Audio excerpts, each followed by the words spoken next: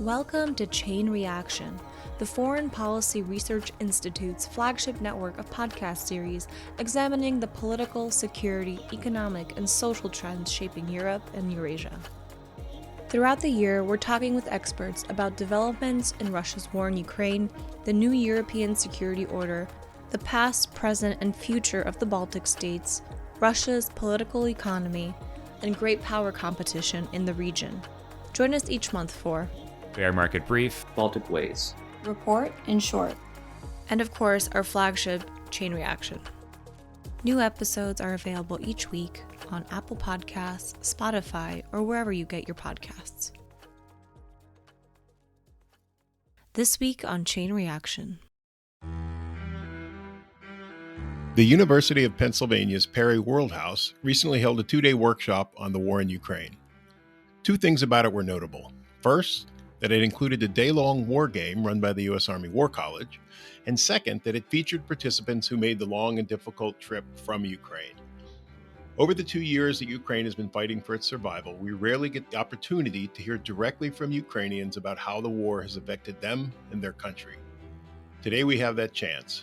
Joining me on Chain Reaction are Sophia Opatska, Hanna Shelest, and Maksym Skrypchenko, all of whom made the trip from Ukraine to Philadelphia recently to take part in the workshop at Perry Worldhouse. Sophia Opatska is Vice Rector for Strategic Development at the Ukrainian Catholic University, UCU. She is founding dean and chairman of the Supervisory Board of UCU Business School.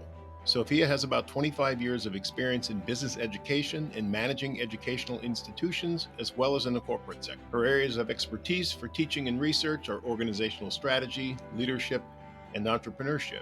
Since the beginning of the full-scale invasion, Sophia has been putting extra effort to communicate internationally about the resilience of Ukrainian business, which is based on her research among Ukrainian companies.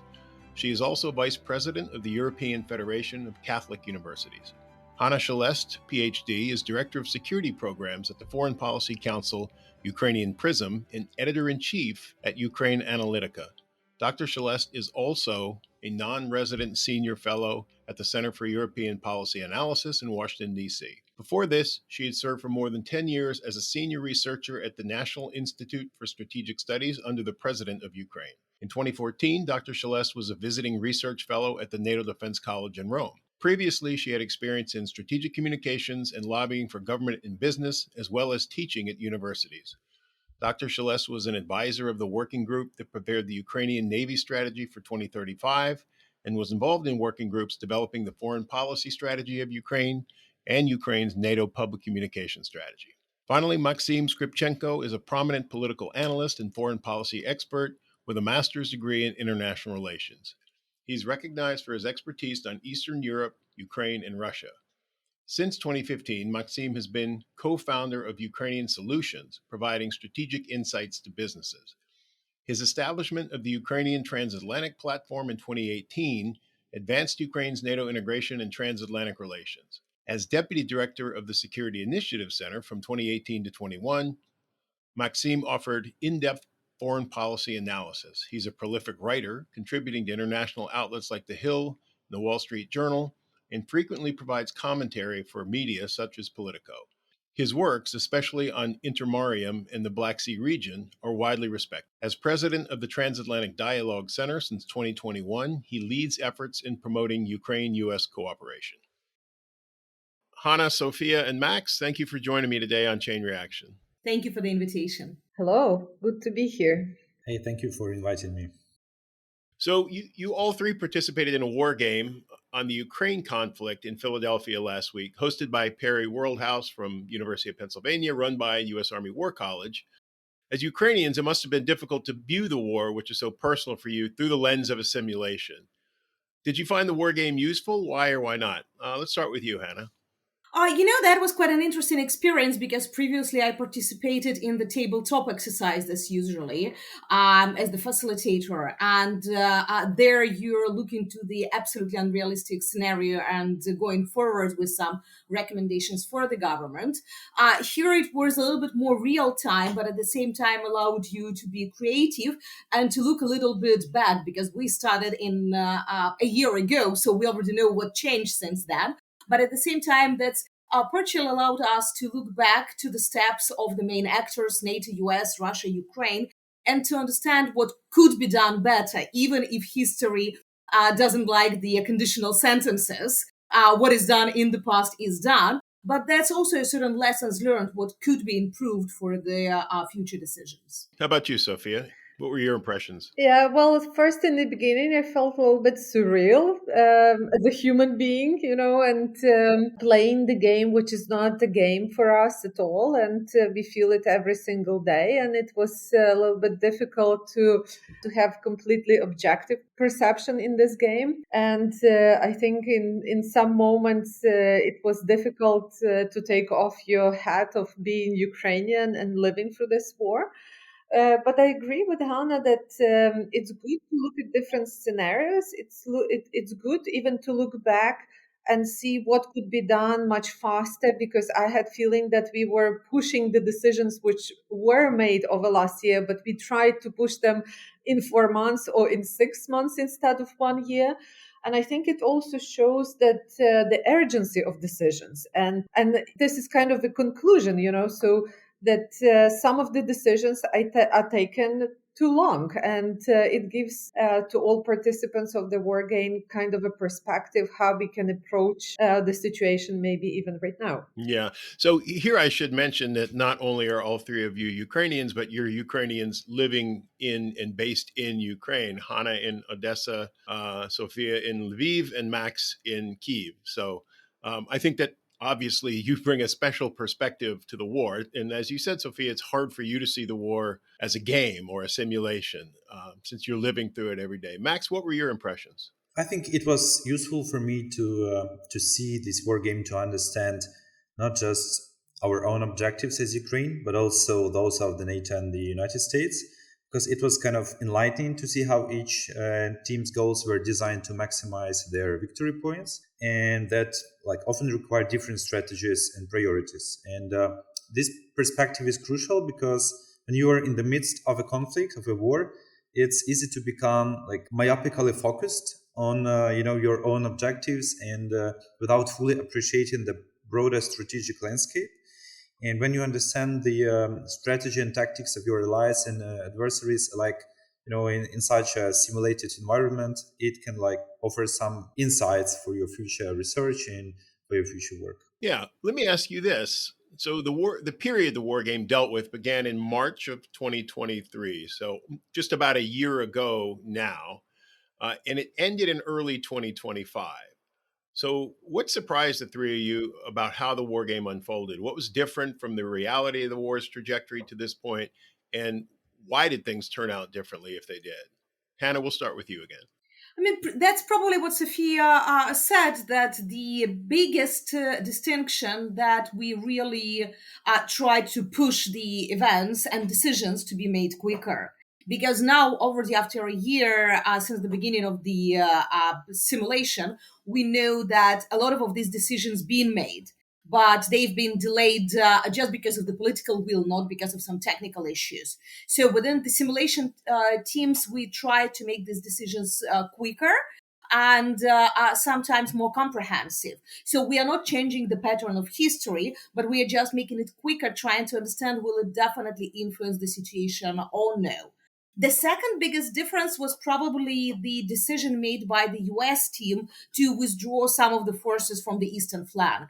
When we understand that in the real life, it would cause a lot of questions to the reliability of the US administration in terms of how they protect the partners within NATO, how realistic that is, what would be their relations with Poland. But as we didn't have other NATO member states, that would be difficult for us to predict their reaction for sure. And the last thing is definitely that Ukrainian team decided to make the main breakthrough in Lugansk region, so in the northeast, when we see that the actual successes of the Ukrainian armed forces are currently in the Black Sea, so not on the land, but in the maritime domain. So that is the different tactics. However, we cannot really, from the simulation, say would it be successful or not.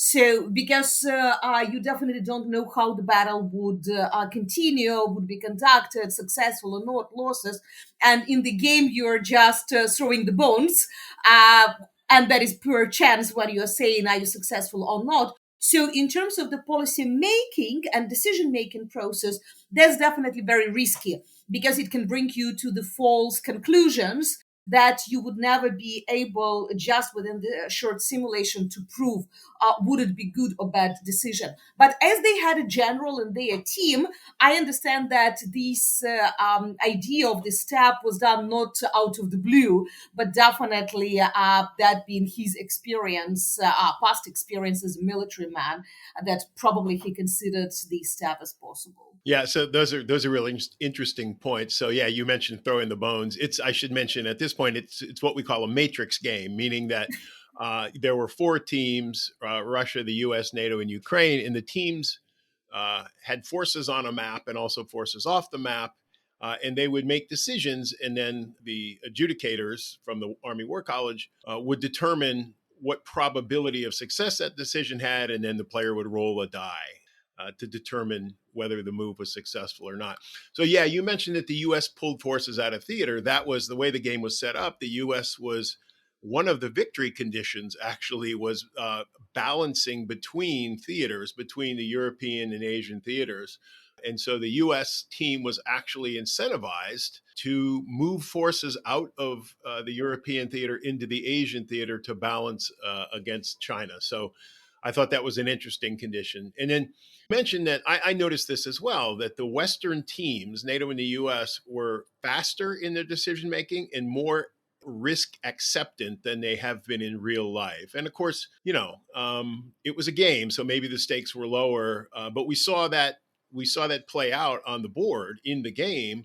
That actually gave Ukraine advantages that it has not had in real life, right? Because Western equipment, more equipment and better equipment arrived sooner. So let me turn to you, Sophia. What were your impressions?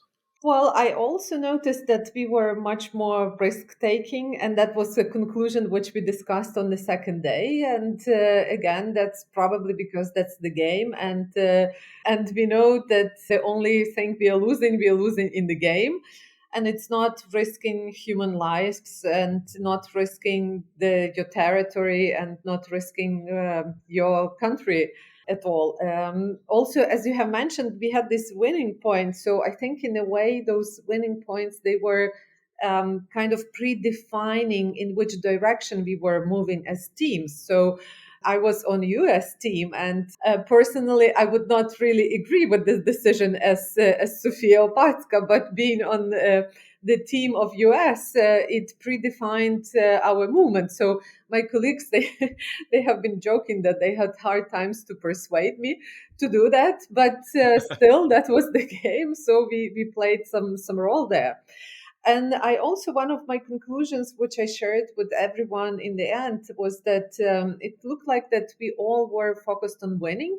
And I think in a way, all teams were focused on Ukraine's winning. And that's very important, because in life, sometimes we feel that Ukraine is put in a position of not losing, but not winning. And that's a big difference. And I think that game showed it once again, at least for me personally, that if you really want to win, you have to focus on winning. And that makes a big difference. Yeah, no, that's a good point. Winning and not losing are very different outcomes. So how about you, Max? What unfolded differently in the game versus real life, and why do you think it did? Well, I was part of the Ukraine team, so it was, we actually planned the liberation of the Luhansk region, which was surprising for all the teams. And I think what was different, we tried to make a new offensive, like a counter-offensive operation, which was concentrated only on one region.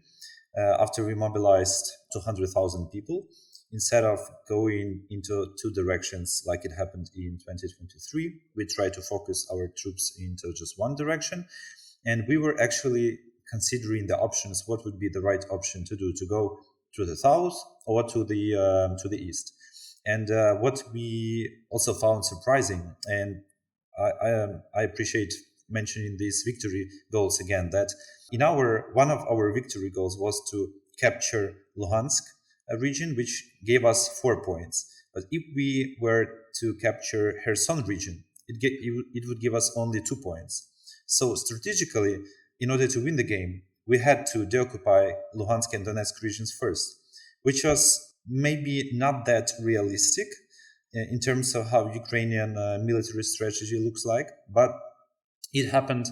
It helped us to frame our understanding where we should strike. So when we decided to strike in the east, it was very surprising that Russians actually did not try to regroup after the initial stage of attack, that they did not try to reinforce their troops there.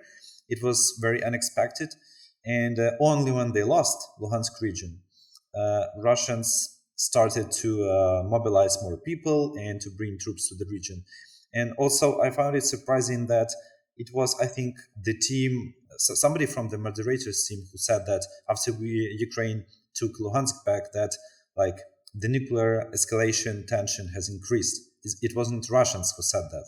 So, I mean, probably I'll mention it later about this kind of way of thinking about nuclear escalation, which is, people in the West overestimate the Russian desire to use nuclear strikes. Also, what was surprising, I think, the condition and this event that happened, like the attempted assassination of President Zelensky, which was, I think, intended to impact Ukraine's foreign policy capabilities, which was very unexpected and very interesting for me. I think that's it. And also, I could say that when we were trying to persuade the NATO and US team to establish a no-fly zone over Ukraine, it was also interesting to find that even now, it is still considered to be kind of a step towards escalation. So it's very interesting when you have exercises like that, war games like that, to feel what the experts from different countries, how they build strategies based on what they have already observed and what they've seen. Yeah, so we should mention here that when the game ended, as you mentioned, Ukraine had some success on the battlefield, a concentrated attack in the north. They took back all of Luhansk province after mobilizing 200,000 people. Russia then mobilized 500,000. And again, this was a dice roll. They had some domestic unrest, but it was not enough to affect the mobilization. And in another dice roll, they were able to mobilize all 500,000 of the people that they wanted to or decided to. So as the game ended, Ukraine had some success on the battlefield due to more and better Western equipment arriving and due to a different strategy on the ground. But Russia had mobilized another 500,000 people, and the weight of sort of Russia's demographic advantage was looked like it may start to take an effect. Yeah, you mentioned nuclear escalation. So another thing we should mention is that all of you guys, all the teams, all the players in the game were not only dealing with the icons on the map, units on the map, they were also dealing with things like support from NATO, support in the United Nations, for Russia, support of the BRICS, and especially China. One of the victory conditions for Russia was getting Chinese support. And then the nuclear escalation dynamic, right? Those were sliding scales on the board from 1 to 10 that moved up and down based on how the teams did. And for all the teams, some of their victory conditions had to do with that level of support or had to do with the nuclear escalation tracker. Like for the US, one of the victory conditions was keeping it as low as possible. So we've talked this a little, but you guys were all on different teams. Hanna, you were on the NATO team. So did you learn anything about how NATO makes decisions in that role? Not in this case, considering that in the past I've been working in the NATO Defense College. So definitely I had a lot of experience of understanding how this organization works. And probably one thing that we couldn't consider during the game, and what all of us participating in the team knew perfectly, that our NATO was much more united than what we have in practice. Because we couldn't play separately Turkey and Hungary, for example. Mm-hmm. And we understand that in some of the decisions that we needed to make, these countries most probably would, I cannot say oppose totally the decisions, but definitely slow them down. And that's the particularities of the game. When you play the multinational organization, you cannot play all 32 member states. You need to find a certain conclusion, the certain compromise and the middle decision, probably. But at the same time, definitely that also brought us additional interest that's easier to formulate position of the single state. That's more difficult to formulate position of the organization where you have much more of the unknown conditions for the final decisions and timing that could be on the ground. But one of our tasks were not even to consolidate NATO inside. The authors of the game assumed that organization is still quite united, but how to bring additional partners. And here we definitely tried to play it considering the needs of Ukraine and considering the image of NATO itself. And we tried to look to those partners, not just the neighbors, but countries like South Korea, where we understand that the last year Seoul plays and demonstrates their interest towards what is happening here and include a cooperation with NATO. So, as an innovation, we decided to play these cards and to see how we can involve these global partners of NATO for helping Ukraine. Yeah, so there were 4 people on the NATO team, right, of which you were one. It would be interesting if we run this again to designate one of the 4 to represent the views of the more recalcitrant NATO members, like maybe Turkey and Ukraine. I'm sorry, Turkey and Hungary, to see. Let's hope that Ukraine is a NATO member at some point, and if so, it will not be a recalcitrant NATO member. But what I meant was Turkey and Hungary to represent those views and see how that clearly that would affect the NATO decision making, right? And so the NATO in the game was a lot more sort of forward leaning and acceptant of risk and supportive uniformly of Ukraine than it's been in real life. Sophia, you were on Team America. What Yes. what did you learn in that role about how the U.S. makes these types of decisions? Well, it's interesting because all of us have been doing quite a lot of information strategic moves connected with information campaigns. And again, this is something which we analyzed and discussed all together in the end. And it was interesting for me to see that there are some gaps in information strategies within US and how it influenced the decision making and how it influenced what decisions are made in the country or where there is a tension. And again, we were very united, and because we were 3 people with the goal of with winning points, but also with desire that Ukraine moves on and wins. And I'm sure that in US as a country, it's not exactly the way how it was in our team. And in that way, it's much more complex and problematic situation. Through information strategies, it would be very important to influence both within the country some understanding of the situation, but also to see how information strategies of Russia are influencing the perception of people and countries. Yeah, so I guess in the same way that NATO did not have anyone representing the views of the recalcitrants, nobody on Team America was representing the House of Representatives or the Speaker of the House of Representatives, which potentially would have had a different outcome. You mentioned, so all the teams at the strategic level were told to make moves in one of 4 areas: diplomatic, informational, military, or economic, right? To use one of those instruments, to prioritize one of those instruments in each move that they made. And the game unfolded in a series of moves. What you mentioned this, and it occurred to me as I was watching, I was an observer, not on any of the teams, that the US and Russia, in the way they interacted with each other, almost always used the informational instrument. So it was an information war at the strategic level between the US and Russia. Fewer diplomatic, military, or economic moves. There were sanctions in place on Russia. The sanctions were tightened up earlier than they have been in real life. But in almost every move, the US and Russia, the way they interacted with each other was through information operations or information warfare. So I thought that was interesting. How about, okay, Max, over to you. You were one of the leaders of Team Ukraine. So what did you learn in that role? Maybe nothing. You've been on Team Ukraine since well before the start of the war.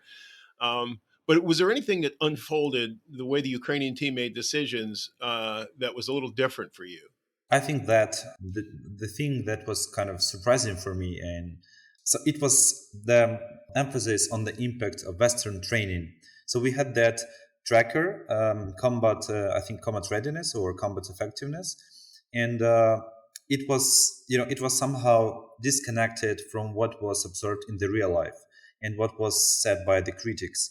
We were, Ukraine has been sending lots of troops to different NATO nations, to Europe, to the UK, to learn how to fight, actually. And they were taught by some of the special forces instructors and some of the army instructors. But in the end, as we observe, many of the NATO trained brigades, they were not that effective in the real combat. There was many criticism because of that, saying that the NATO forces are not actually prepared for this generation of wars. They are trying to attack only if they have air superiority, if they have good air defenses, which is not adequate for our war. So I was kind of surprised to see that, first of all, that Ukrainian armed forces were like twice more combat effective in the beginning than Russians, if we look at these parameters. Secondly, I was surprised to hear that, simple basic training, which was provided by some of the Western nations, increased the combat effectiveness by several points, which positively influenced our chances to fight in the battles. That was one thing. The second thing was, I guess, again, this focus on nuclear escalation. Well, the existence of our people and the well-being of our nation is of paramount importance for Ukraine, and whereas for NATO and for the US, the emphasis seems to be to avoid escalation at all costs, which is actually understandable, but sometimes it feels like it limits the support that Ukraine can receive. So those teams, they were effectively telegraphing to Russia what the West's boundaries are, and they simplified Russian strategic decisions. That's actually what's happening in real life, that when the Western nations are drawing red lines for themselves. So, and also I was surprised to find out that, a nuclear strike, even a tactical nuclear strike in this game, did not conclude the simulation, but just advanced the escalation tracker, which is very surprising, because we've heard a lot of statements from the Western politicians saying that it would be a complete, crossing the red line. We would never allow Russia to use nuclear weapons, and China would not allow to do that, India and other nations. But we were saying that if Russia does it, it's not the end of the game. So there may be some other developments later. No, that's a great point. There's an argument to be made that we in the West have self-deterred, and we've done so maybe because we don't understand Russia that well. You guys do, and people who study Russia here will tell you the Russians and the Soviet Union have a long, long history of making threats that they're not prepared to carry out.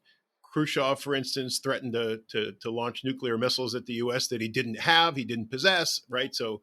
But we take the threats at face value, and okay, you need to take them seriously, but we need to have a conversation with ourselves about, is the threat, certainly it's potent when Putin says, or Medvedev says, we'll use nuclear weapons in response to an entire universe of things that might happen in Ukraine, but is it credible?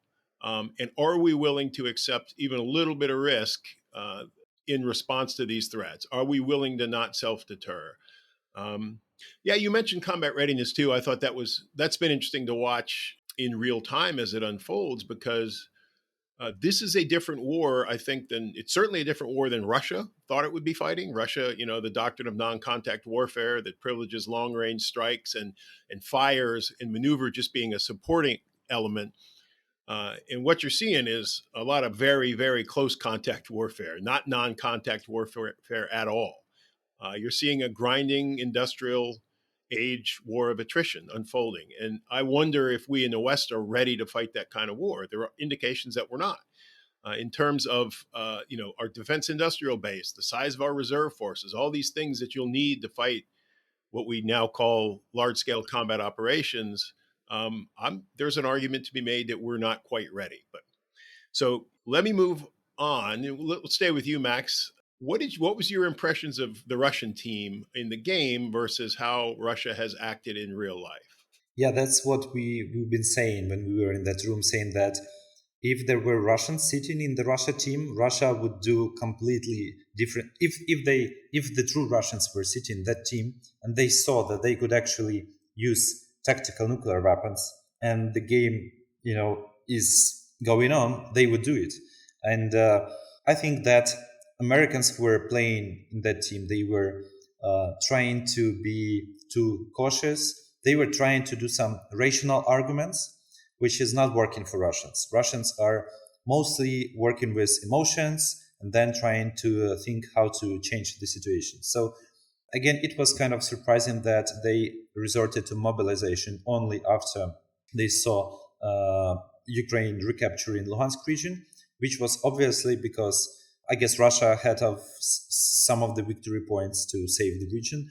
I believe that true Russians who would be sitting there in the team from the very first second they would announce mobilization, they would put all their troops around the whole territory of Ukraine. Also, one of the conditions was that Russia could actually take the troops that are part of the Belarus armed forces.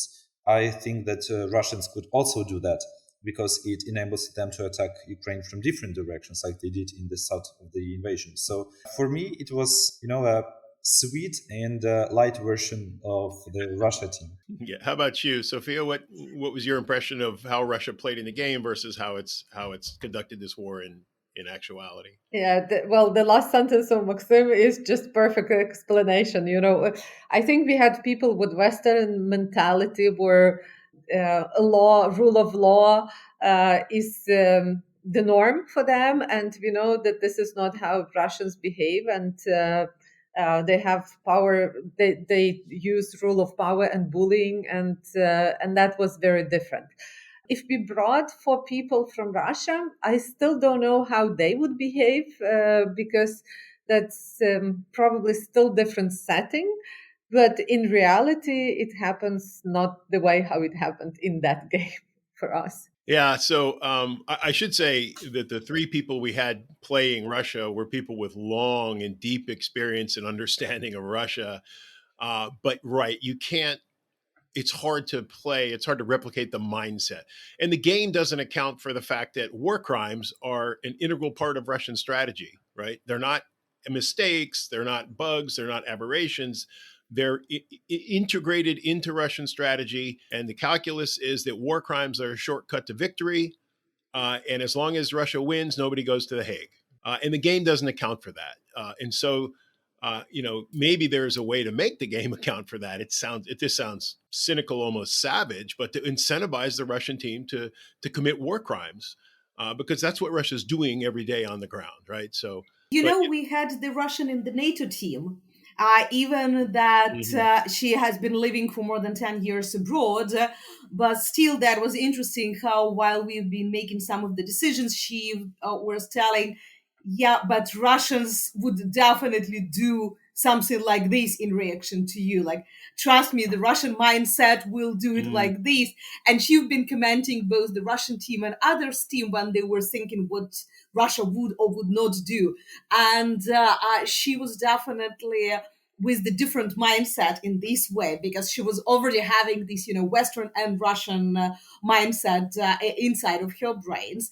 And you're absolutely right that one of the conclusions that she's been making, that the team who is playing Russia still have the mental map of the Western people who can go risky, but this risky will be within the norms of international law or just something more theoretical, without thinking about destroying something of the critical infrastructure or violating Geneva Convention, something like this, something that can be a real game changer. They were playing more from the textbooks rather than from the last 2 years of the warfare practice. Yeah. Yeah. So thanks for that. I mean, it's hard to account for the mentality or mindset of an opponent in a game, right? It's normally these games are sort of rational choice models, right? Where players are incentivized to make choices based on rationality and sort of cost benefit calculations, and emotions often don't play into it. But let me ask you each one final question. We'll go in the same order.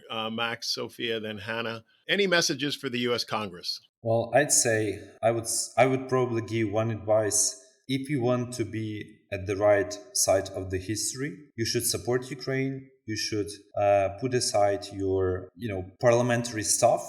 You should put aside politics and start to think what will happen to the world if Ukraine doesn't survive, if Russia goes on. What happens to the world in 2027 if Russia is not stopped right here? And I think it's just the West, it's just democracy versus autocracies, the tyranny. Everyone should just take his or her own place. Everyone should just take the right position, and then to be able in probably 20 or 30 years to clearly deliver a message to his or her kids saying, I did everything right. I did everything I could to save the world. Sophia, how about you?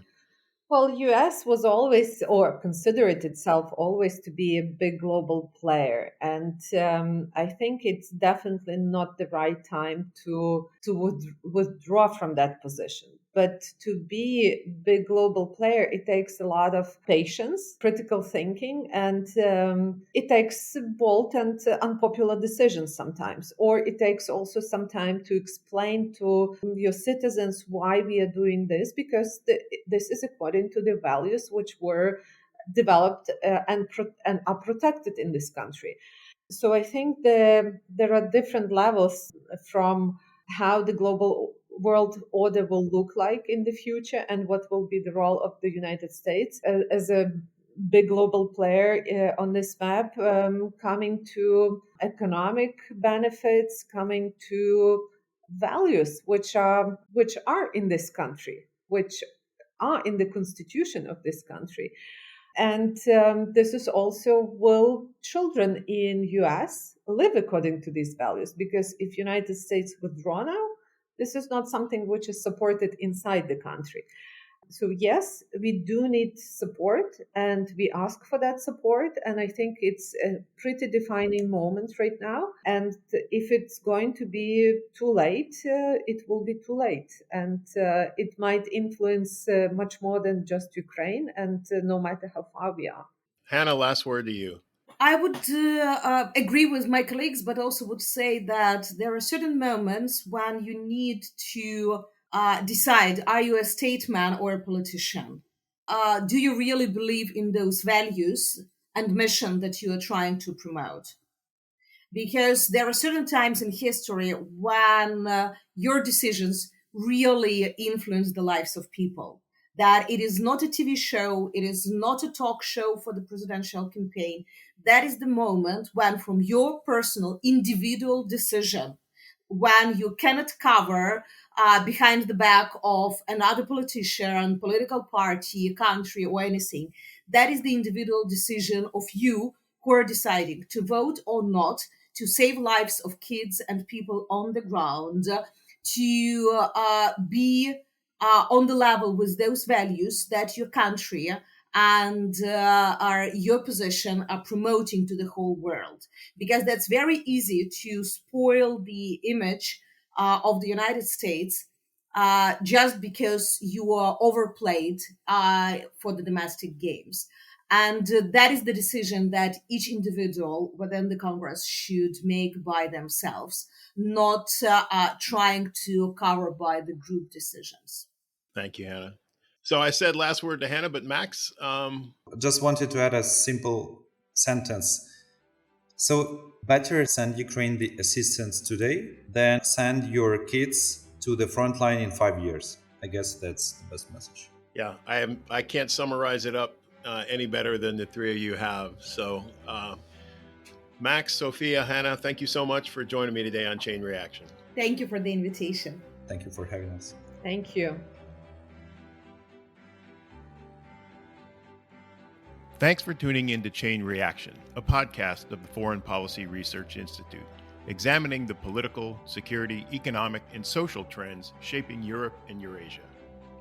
Throughout the year, we're talking with experts about developments in Russia's war in Ukraine, the new European security order, the past, present, and future of the Baltic states, Russia's political economy, and great power competition in the region.